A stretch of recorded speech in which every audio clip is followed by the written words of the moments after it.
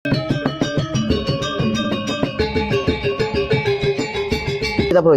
proyeksikan ke pameran internasional yang artefak Ganca itu. Nah, sekarang menjawab artefak Ganca itu, saya berharap juga nanti materi tugas ini juga didekatkan ke sana, ya, didekatkan ke sana sehingga kita bisa saling bertumbuh nanti di sana di pameran internasional itu. Maksudnya secara volume beda, ya. Secara jumlah nanti kalau seandainya Anda konsepnya seperti apa? Oh, ini beberapa karya, Pak. Ya berarti David beda lah. Tapi kalau dia bisa menjawab tantangan yang lebih dahsyat, ya monggo saja, ya kan? Tapi untuk penilaian nanti saya tetap objektif. Intinya meskipun ada 3 kelompok di sini, ya 2-2-1, tapi saya kepengen kelompok ini diselesaikan berlima. Ya. Tugas-tugas ini diselesaikan berlima. Ini hanya administratif saja. Itu saya kira itu. Kemudian kalau melihat dari subjek mata kuliah ini biar ada terapan, saya berharap mata kuliah ini bisa selesai tepat waktu sesuai jadwal yang 16 kali pertemuan. Jadi nanti seperti biasa kuliah kayu itu pertemuan ke-15 sudah finishing, ya. Pertemuan 15 ya. Pertemuan ke-15 sudah finishing. Jadi nanti pertemuan 16 itu evaluasi. Jadi nanti begini, memang saya berikan kebebasan dalam rangka untuk mengolah kekaryaan ini ya, desain ini ya. Jadi kalau Anda berpikir seperti itu ya monggo saja, boleh-boleh saja. Tapi harus dipikirkan tentang utilitas ya. Jangan sampai bongkar pasang itu malah justru mengganggu. Ya, maksud mengganggu. Pernah ada yang membuat satu karya, salah satu guru di SMK Juwangi itu, teman saya itu, bikin karya fungsionalnya double. Buffet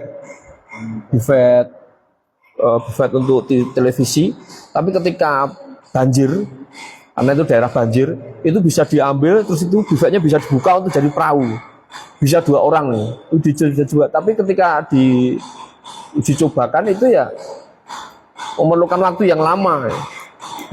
banjir begitu, ketika itu wah susah ini. Nah, itu utilitas toh, masalah utilitas. Bagaimana bahwa karya itu hadir untuk memenuhi kebutuhan, tapi setelah dibutuhkan belum sampai banjir juga sih. Ketika dibutuhkan dicoba untuk dipakai, wah hampir 1 jam itu ngerakit itu, bongkar itu. Nah, itu kan secara utilitas malah mengganggu. Nah ini perlu dipikirkan itu ya. Kalau Anda mau bikin karya yang luar biasa, artinya double function gitu ya, double fungsi gitu, perlu dipikirkan hal itu. Ya banjir. Wah ambil TV-nya gitu terus oke, selesai toh. 3 materialnya kan, buffetnya itu. Rangkai itu ya 45 menit lah. Itu ya kelep loh. Utilitasnya terabaikan ya. Visinya bagus. Tetapi ketika penerapannya kurang pas. Tapi function berfungsi.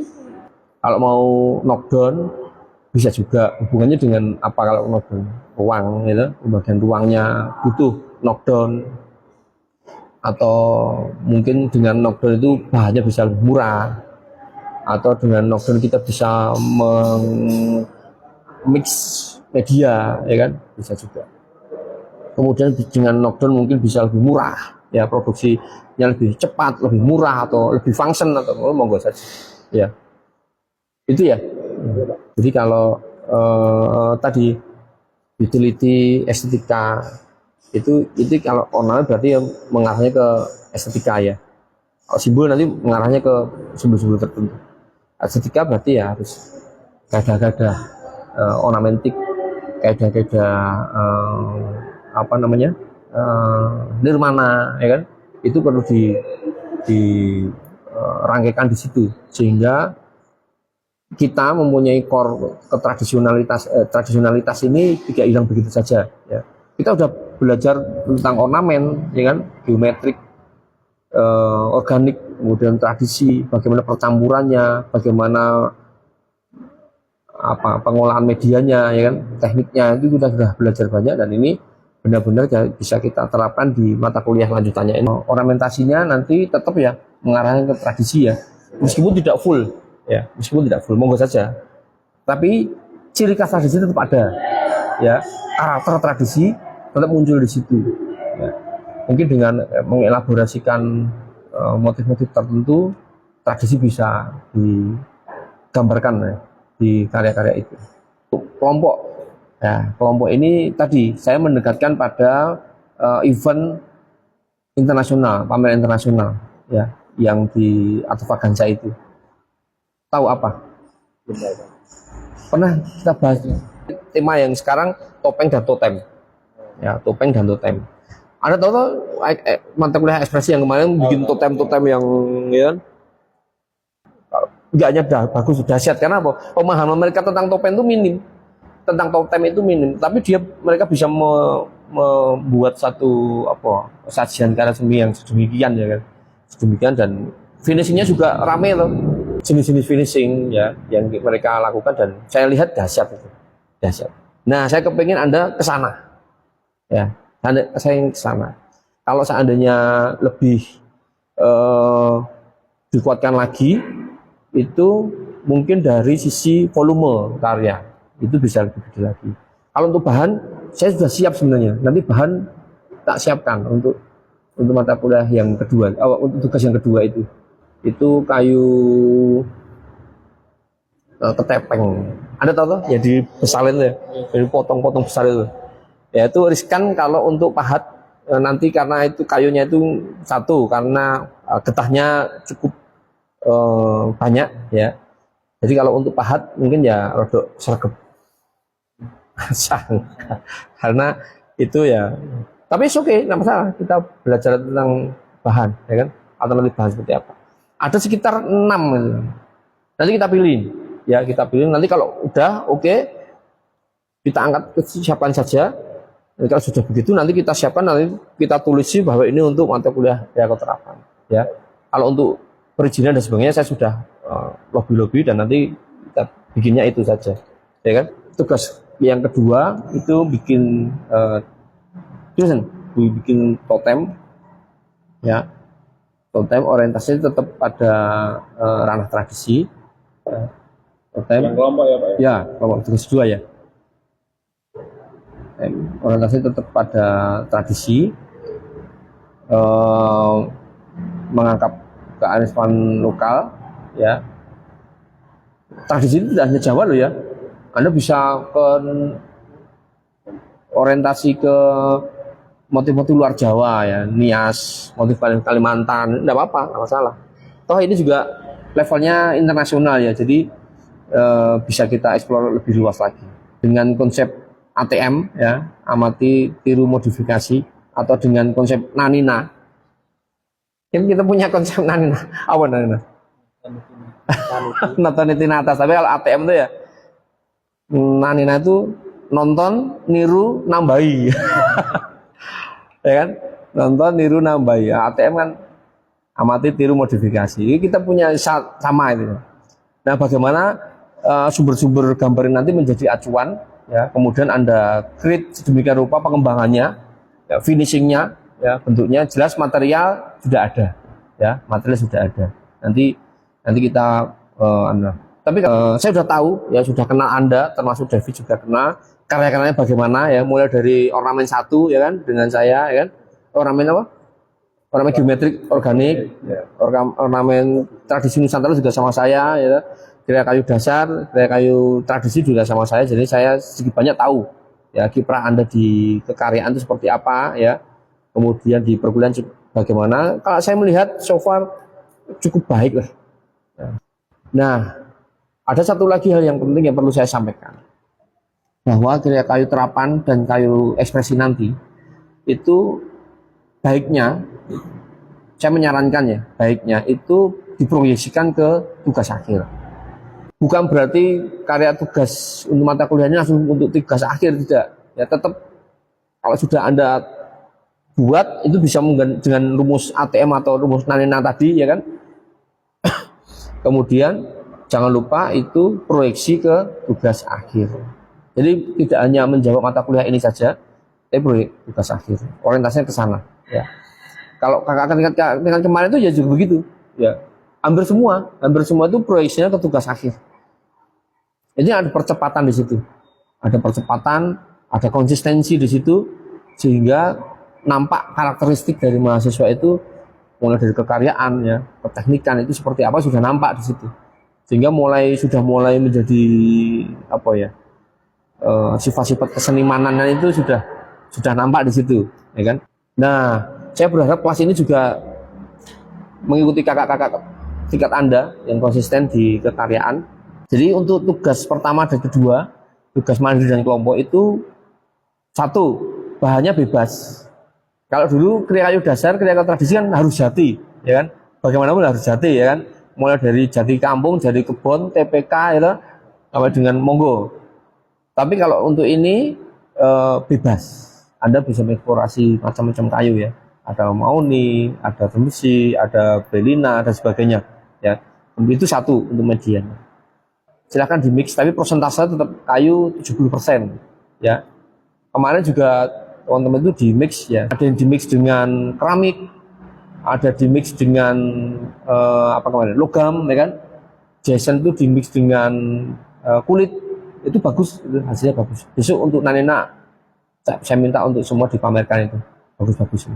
Boleh kayunya saya berikan pembahasan apa, kemudian mix sampai dengan finishing ya. Finishing macam-macam, bisa bening ya, bisa politur ya dengan water base atau apa. Nanti reasoning diberikan satu essay untuk karya Anda ya, membuat essay. Nanti saya berikan template-nya untuk essay-nya ya.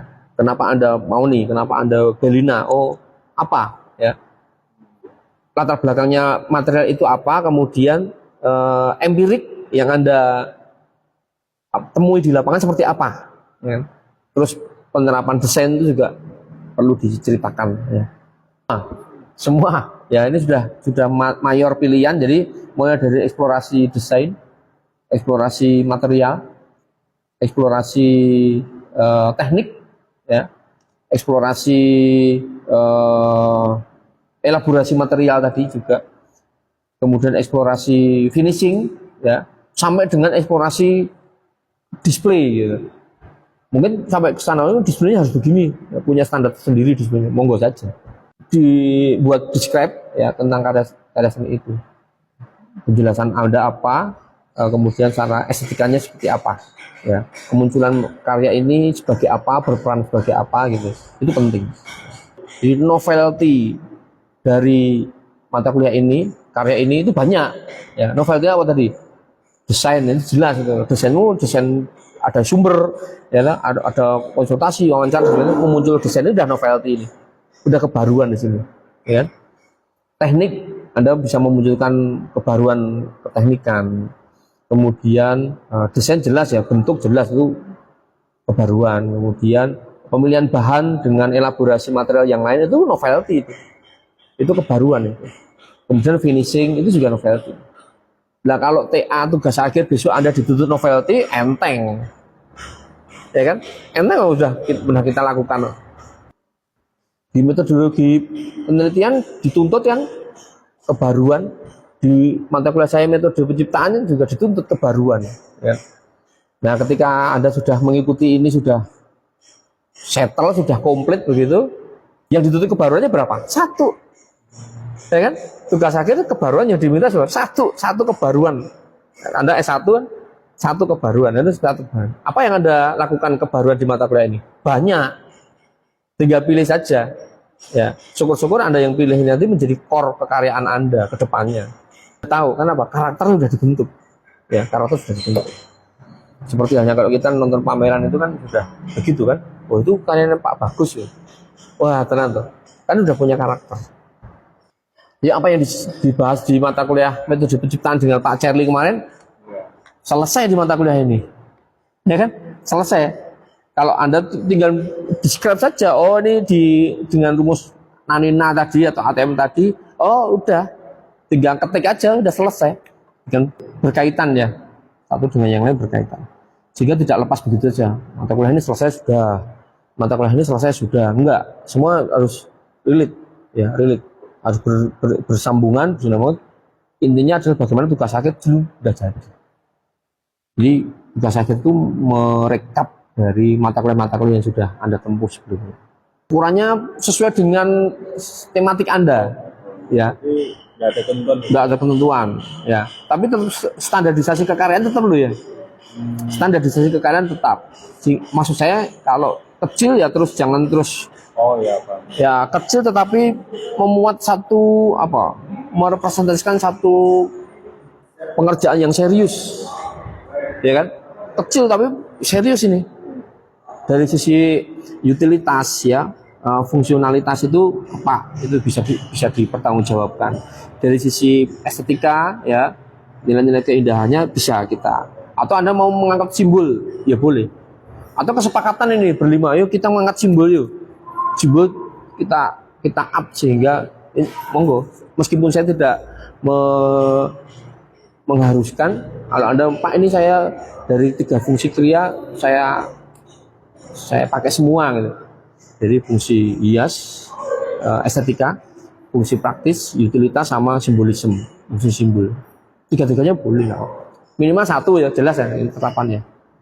Tapi kalau saya memberikan kebebasan, tapi bagaimana kebebasan ini bisa dipertanggungjawabkan gitu ya. Jadi bagaimana antara utilitas kemudian estetika simbol ini menjadi satu terapan, ya. Tapi tetap menjawab terapannya. Fungsi itu kan macam-macam ya, bisa fungsi praktis, ya. Seperti tadi, ada hanya sebatas fungsi hias juga, tapi kan terapan tetap terjawab. Itu ya. Sambil nanti desain konsultasi bisa kita ramaikan lah, ya. Kita ramaikan di diskusi nanti. Dan saya berharap nanti setiap desain yang dipresentasikan oleh klien mungkin gitu, ini semua bisa memberikan masukan. Semua bisa memberikan masukan. Sehingga visi yang kita bangun itu lebih kuat. Gitu. Tidak hanya tiktokannya, tidak hanya dosen dan mahasiswa, tapi bagaimana kelompok ini memberikan masukan, memberikan kritikan ya boleh, saran ya boleh saja. Mengajukan desain, tidak hanya desain saja loh ya.